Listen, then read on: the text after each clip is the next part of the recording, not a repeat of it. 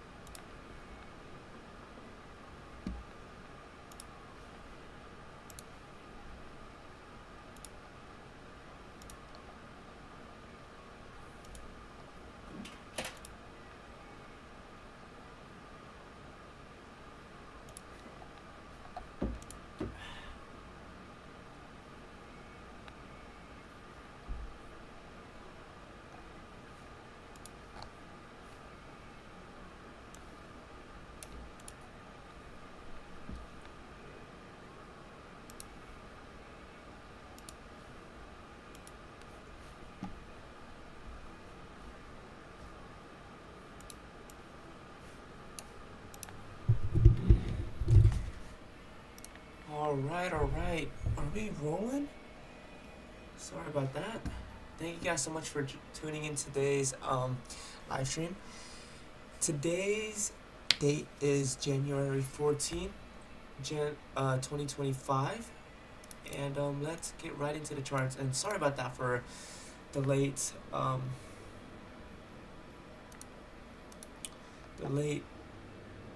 start. As I was actually applying to some internships here, but nevertheless, let's get started here. So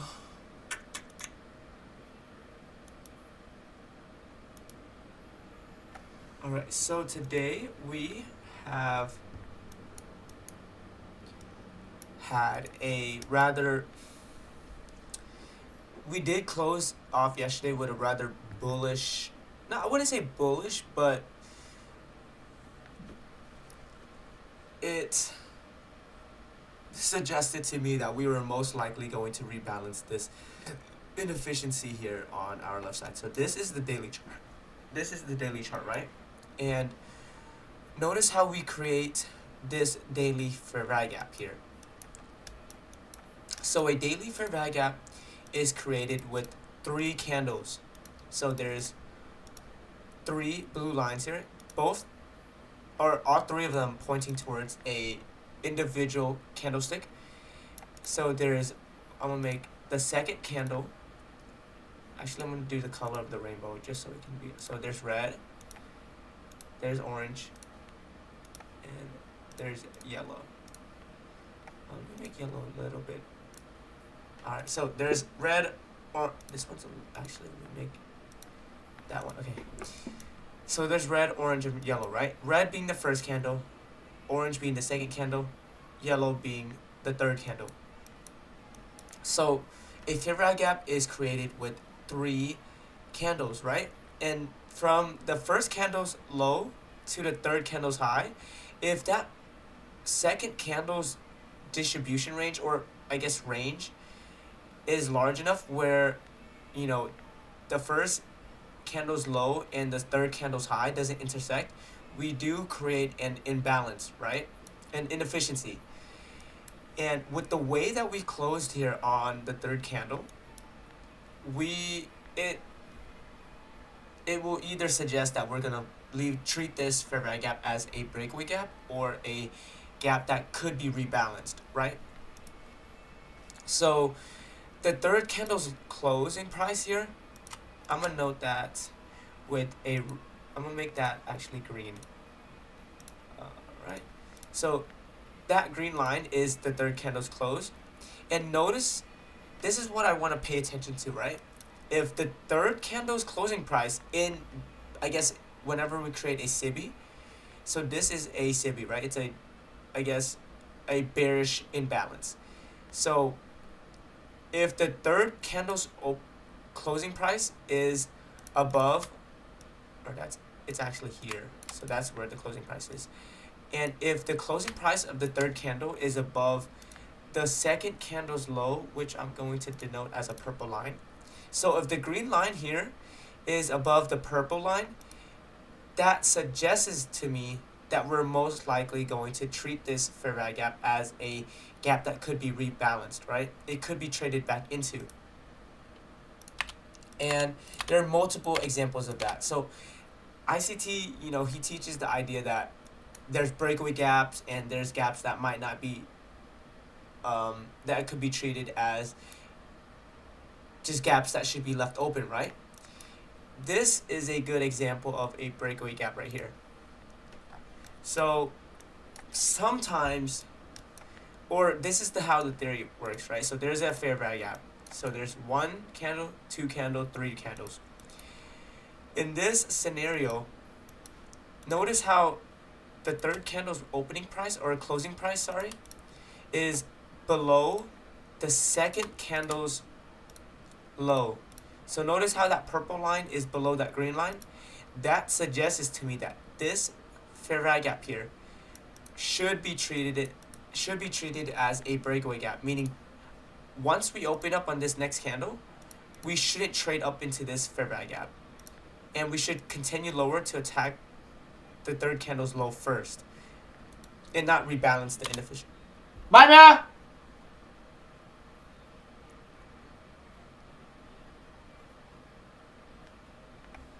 All right, so like I said, we should treat this inefficiency as a breakaway gap because we closed below it. But sometimes that doesn't always happen, but it's just objectively speaking, right? If this happens, if we close below that second candle's low, we should treat it as a breakaway gap. And there are some times when it might not happen, but we'll get to that when we get to that. But yeah, my daily objective coming into today was for us to rebalance this daily inefficiency here. I wanted to see prices take out, I guess, Monday's high of day, which we ended up doing. And now I have to rely on the intraday models, right? So intraday time frames such as the 4 hour, the 6 hour, the 8 hour, the 10 hour, or the 12 hour for an intraday bias. And in about 15 minutes or so, we are going to close on this 4 hour candle, meaning that we're going to get a objective, right? We're going to get a bias because every single candlestick has an objective. If you view, so ICT has this quote where if you view a 4 hour candle as a daily candle, your perspective on prices is going to change. Meaning, how I interpreted that quote is that prices is fractal, right? If you can apply the idea of daily bias to a 4 hour, so meaning a 4 hour bias, you will understand that every single time frame, not just the 4 hour and the daily, but the weekly, the 15-minute, the hourly, they all have their specific objectives, right? And once all of those time frames are in alignment with each other, meaning they all suggest the same thing, like lower prices, then you have a high probability trade. But yeah, I'm gonna wait and see how this 4 hour candle closes. If we can create a bullish closure here on the 4 hour, then I would be bullish coming into the morning session. But if we create a bearish closure, then I would be bearish for the morning session. But that's determined by how this 4-hour candle closes, right? And not only are we closing here on the 4-hour, but we're also closing on this 8-hour candle as well in about like maybe 11 minutes or so. But yeah, higher time frame perspective here, I want to see us respect this daily inefficiency, meaning I want to see us trade into this inefficiency and continue to sell off. We had PPI today, but yeah, we had PPI at 8:30 Eastern time, but the range is, so we actually haven't taken out the data highs or data lows, which is interesting. Okay. Let me see what NQ or ES is doing here actually. So same thing here on ES. We haven't taken out data highs yet on ES. Okay. Rather interesting. Very, very interesting here. But yeah, I would wait for how we close here on this 4-hour time frame to really have a bias, but as of right now, I would just sit on my hands. But yeah, this is interesting. This is very, very interesting. But like I said, I do want to see us respect this daily inefficiency if we are going to attack November 19th, 2024 low of day. But yeah, I think that's gonna wrap it up, or not wrap it up, but that's my daily objective, or my daily objective has been taken already. This is my morning objective, right? And let's get right into my trading journal, and so I can go over the pros and cons here with you guys. But yeah, hopefully that kind of gives you guys an example of how I view prices.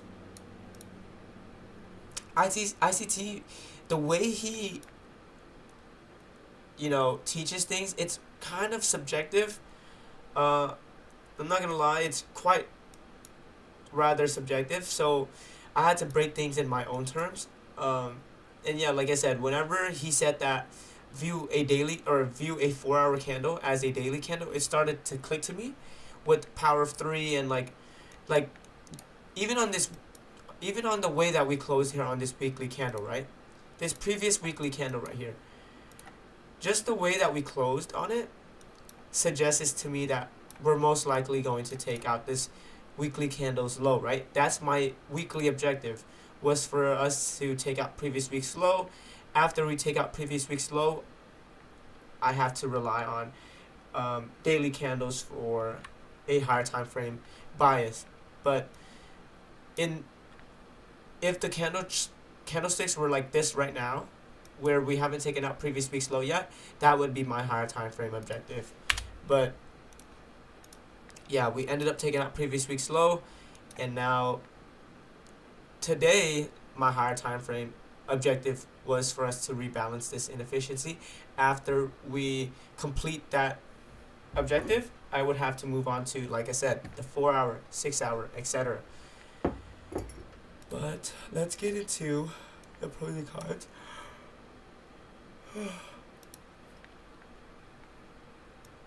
From last week, right? So last week, I reviewed my trading journal consistently every single day the week prior, even though I was not able to be present in front of the charts. So if you guys,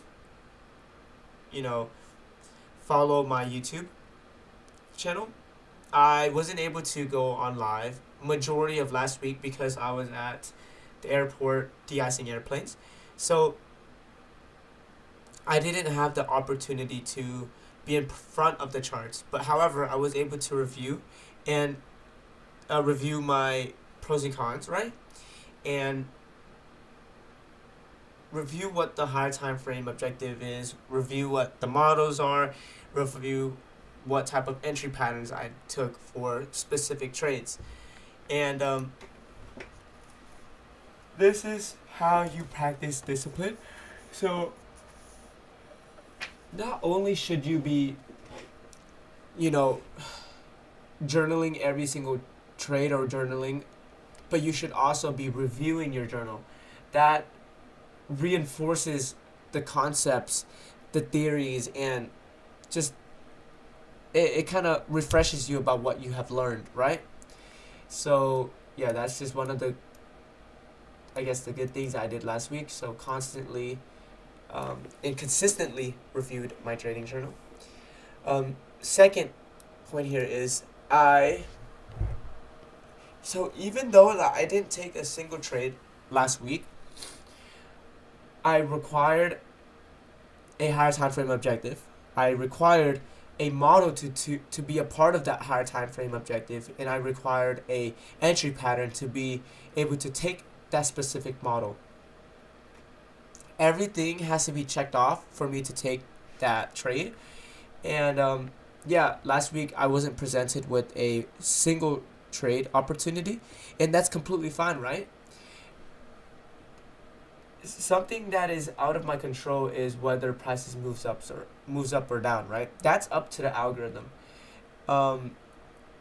And you just have to accept that you're not in control of the markets. You're in control of how you execute your strategy. You're in control of how you manage your risk, right? The things that you want to worry about, or not worry about, but focus more your energy on, is the things that you can control. And like I said last week, because I didn't take a single trade, and because there wasn't any opportunities that presented itself that aligned with my strategy, I was completely content with not taking a trade, right? More so, that actually makes me happy that I was able to practice discipline, practice, hey, that setup right there, I know what the higher time frame objective is. There's a model, but there's no entry pattern. So, and not taking that trade, right? And third thing here, practice patience and control. So this literally just goes back to what I just spoke about. No trade doesn't mean that you failed as a trader. It just means that you were able to execute on your strategy. If you that doesn't sound right, but that's that's literally what it. So because you took no trade, that means you were able to execute on your strategy because those requirements weren't met, and you were able to, like I said, practice discipline. So patience and control. Things that I can work on coming into this week is maintaining complete focus on the task at hand, right? So this doesn't just apply to trading only, but you should apply this with everything that you do in life, right? In every aspect, whether that is doing work assignments, whether that's schoolwork, whether that is playing a basketball game. If you can give yourself the ability to remain focused on the task at hand, your productivity, your efficiency is going to skyrocket, right? If you're thinking about too many things at once, or if you're trying to juggle multiple things, you might not be able to do things as efficiently. And for me, that's just something that I have to work on, is to maintain focus, right? I wouldn't say that I'm not diagnosed with ADHD, but I can feel it. I just know that I have ADHD, and I'm not going to blame or use it as an excuse. But like I said, I'm aware. I'm mindful that I do have ADHD, and I'm going to continue to practice that idea of being able to stay focused on the task at hand. And yeah, second thing is aligning my actions and thoughts with my goals and values, right? Like I said, both of these concepts here, they're more of a lifestyle than just trading, to be honest. And I believe wholeheartedly that for you to be a disciplined trader, you should be disciplined outside of trading too, in every aspect of your life. If you're disciplined only in trading, and you're like not disciplined in real life, that's not true discipline, right? It's only a momentarily act. Let's just say that the charts or whatever just trading just gets completely, I don't know, like what if the government just prevents you from trading, right? Are you going to stop being disciplined? And those are the things that just come to mind whenever I think about like concepts like these, where like discipline, patience, control. Are you only going to be patient in the markets and not apply that to your real life? It just sounds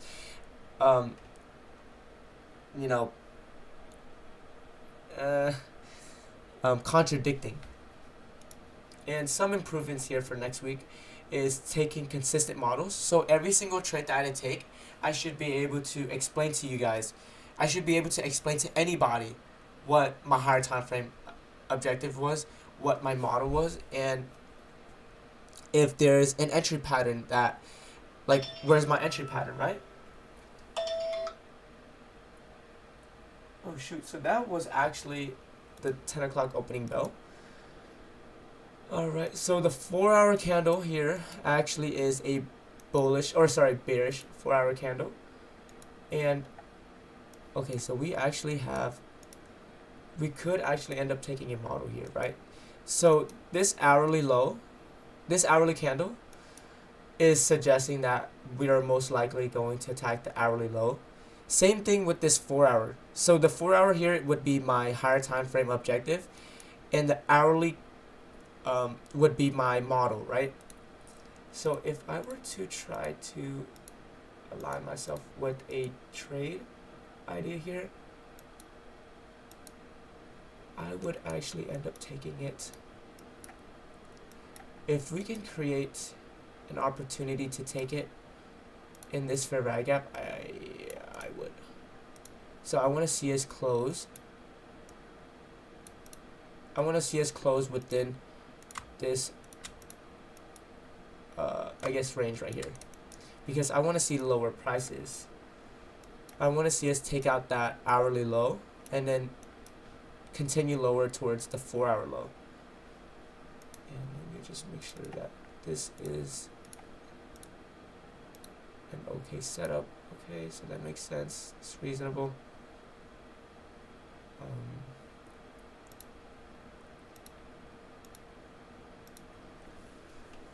Alright, so that's okay. I'm gonna try to take, if I'm giving an opportunity, I'll take this trade here. Let's just see how we close first, because I don't want to see us close within this inefficiency. If we close within this inefficiency, I'm not going to take it. Okay, so that's something that I can take.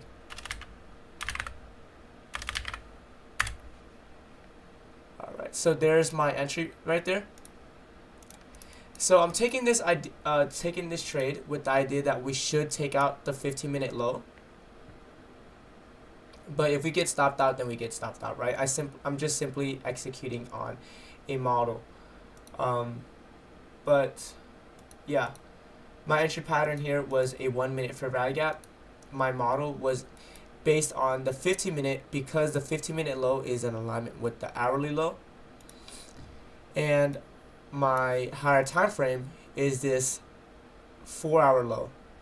So the hourly low is separate from the hourly, the hourly low is separate from the 4-hour low. And because once we take out this hourly low, we should continue to expand lower towards the 4-hour low after we take out the hourly low. So I'm actually moving my target there, but if we get stopped out, okay, we got stopped out there. But let's see. So my objective coming into this morning would be for us to attack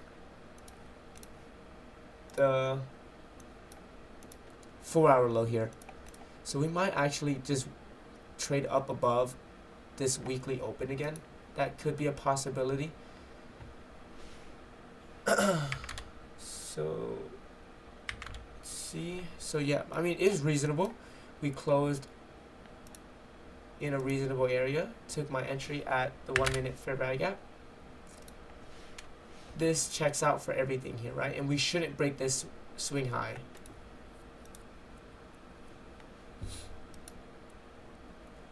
Stop loss, yeah, everything here checks out.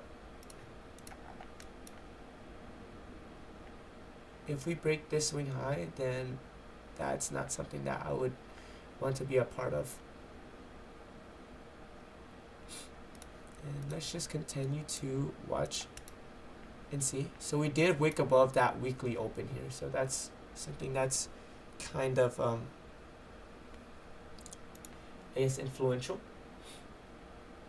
But yeah, if you guys were able to see, so I'm gonna break it down. So that's it was kind of hard to break down the trade as I was inside the trade, but because we're outside now, once that trade is over. So the idea for that trade was this 4-hour candle here, right, is suggesting that we are most likely going to take out this 4-hour low. And so my higher time frame objective is for us to take out the 4-hour low. And my model here, the reason why I took this trade is because the hourly time frame is suggesting that we're most likely going to take out the hourly low. And so that hourly low, I'm gonna make it orange. And notice how the hourly low is completely separate from, is completely different than the 4-hour low. And so this idea is that we should take out the hourly low and we should continue to expand lower towards the 4-hour low, right? This would be known as an expansion model. And the reason why I was able to take this on the 1 minute time frame is the idea of scope. So notice how this hourly low is the same low as the 30-minute low and the 15-minute low. All three of those lows, I guess all three of those time frames have the same low, meaning I want to see us complete the objective within the next 15 minutes, right? So I can actually base my trade here on the sub 5 minute time frame, like the 5 minute, the 4 minute, the 3 minute, the 2 minute, and the 1 minute, because I'm taking it on the 15 minute model. Instead of it being on the hourly model, I took it on the 15 minute because they have the same low, right? And yeah, I mean, we got stopped out, but every single thing that I was looking for here is present, right? I have the higher time frame objective. I understood what my model was, and I understood what my entry pattern was going to be. My fair value gap, right? That fair value gap was present, but we just got stopped out, which is that's something that isn't in my control. Something that is in my control, however, is how I determine my risk and how I determine whether or not it's going to be in alignment with what I'm going to take. And yeah, that's basically all. Yeah. I'm probably gonna have to journal. I'm going to journal this as an expansion model. But one thing that I do want to take a look at is, did we trade back into, oh, okay, we did trade back into the discount of that daily range here? Not yet. Yeah, I'm still, like I said, I would still want to see us take out that 4-hour low and this 8-hour low as well. But that was interesting how we didn't take it out there.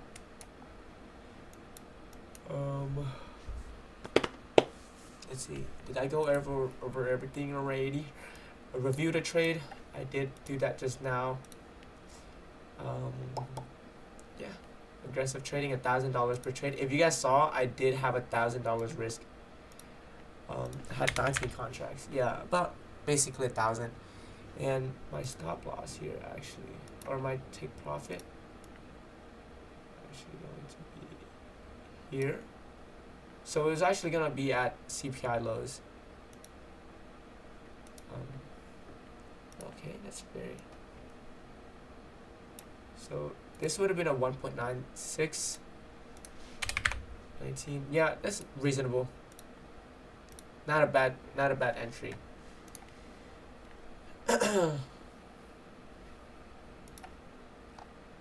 Very interesting too. We don't even have S&P with ES.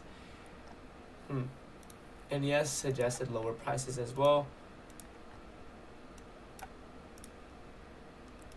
Okay. Alright, so the last thing that I do want to go over is the daily quote for today.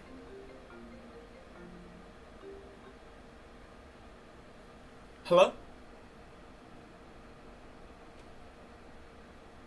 Kick and grab, grab, this time speaking out. Can I help you?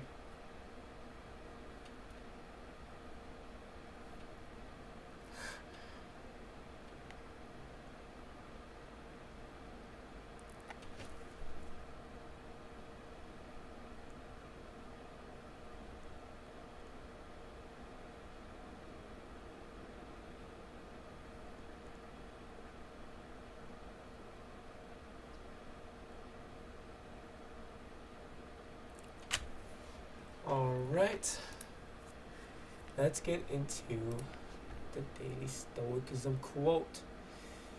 Alright,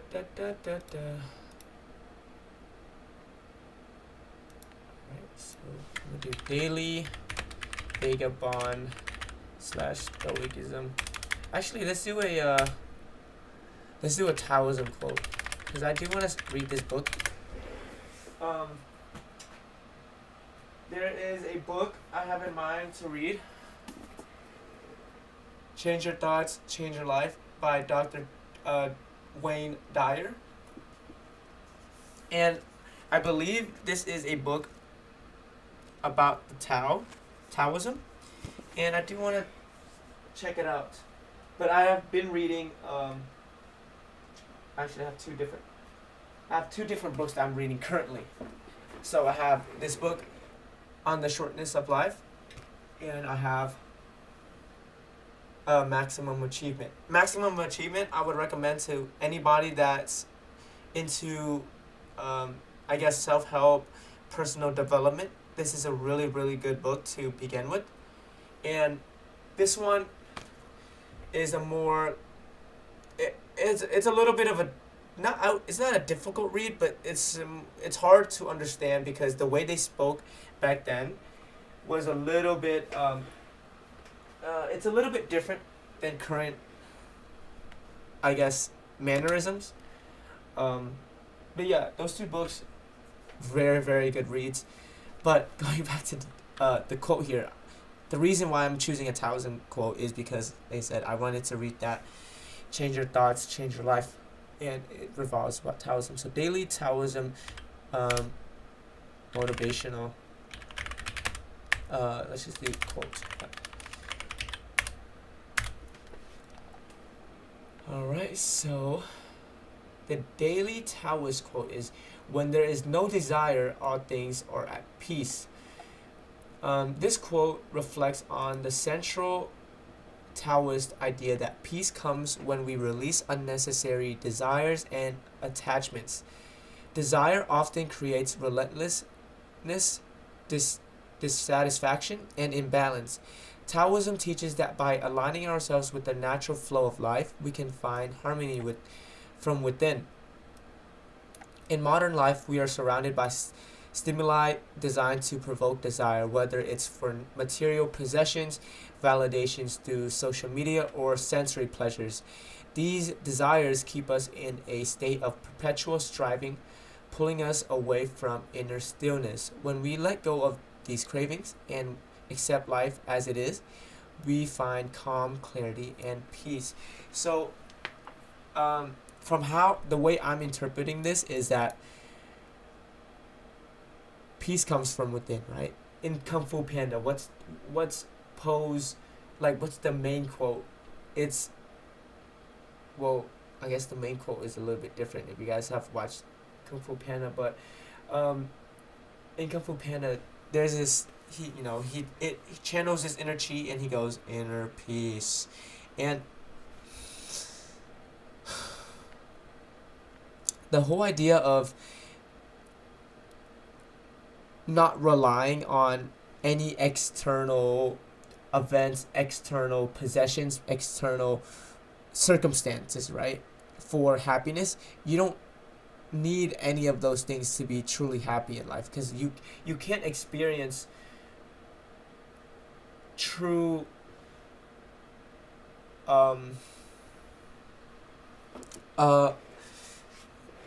what's the word, true peace if you require anything from the external world for you to even experience a sense of satisfaction, a sense of just fulfillment, right? Everything should come from within. And yeah, let's see. Key Taoist lessons. Non-attachment leads to serenity. True peace comes from not obtaining what we want, but realizing that we don't need to desire endlessly. The fewer desires we have, the less control the external world has over us. Flow with life. Don't force it. When we are driven by excessive desire, we often force outcomes leading to frustration. Instead, Taoism encourages us to follow the natural course of things. Effortless action, Wu Wei.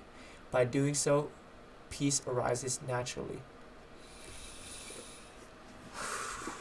The desire for more complicates life. By simplifying what we seek and focusing on what truly matters, we restore balance and contentment. In today's age, I feel like it's hard on, like, life is hard, and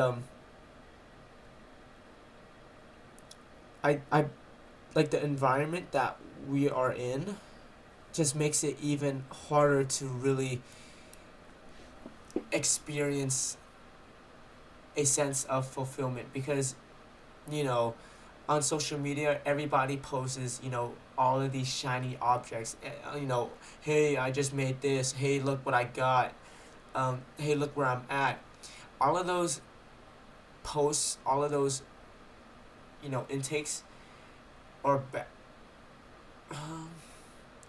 the way that you view it could be bad for you, right? Because you're always going to be striving for more. Even if you complete this goal or whatever goal that you have in mind, the whole idea of, hey, I'm not doing enough because, look at what she's doing, look at what he's doing, that's not how you experience peace. And I'm working towards that enlightenment, that, way of living my life where, the things that I'm doing, they're all meaningful towards, for me, but I shouldn't feel obligated to try to keep up or to try to, do things because of what other people are doing, right? I shouldn't require those accomplishments to find true peace. And for me, I just want to be free. Just experience true freedom, right? True freedom from any external circumstances, freedom from any financial setbacks, or the lack of, I guess, finances. And I just want to, that's my main core value, right? Is to be free. And yeah, let's post this onto Discord. But yeah, let's see. So let's see if anybody's on the YouTube, if we have any comments. first. If we have any comments, then I will participate and continue to stream, but if there are none, then that is fine as well.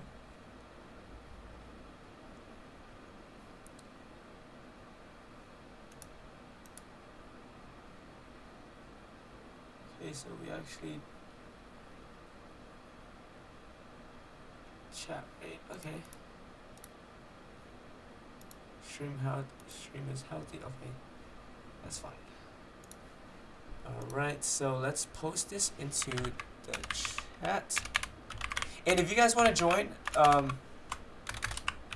the Discord, it's going to be in my description on YouTube.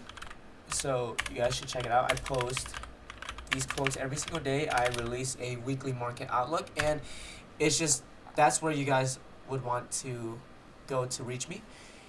And yeah, thank you guys so much for tuning into today's stream. Yeah, I mean, if we end up taking out London highs, then we take out London highs. My objective was for us to take out the 4-hour low, but I mean, things happen, and we might end up just respecting this 4-hour fair value gap to shoot up higher. But yeah, that wraps it up for today's live stream. Thank you guys so much for watching, and until next time, peace out.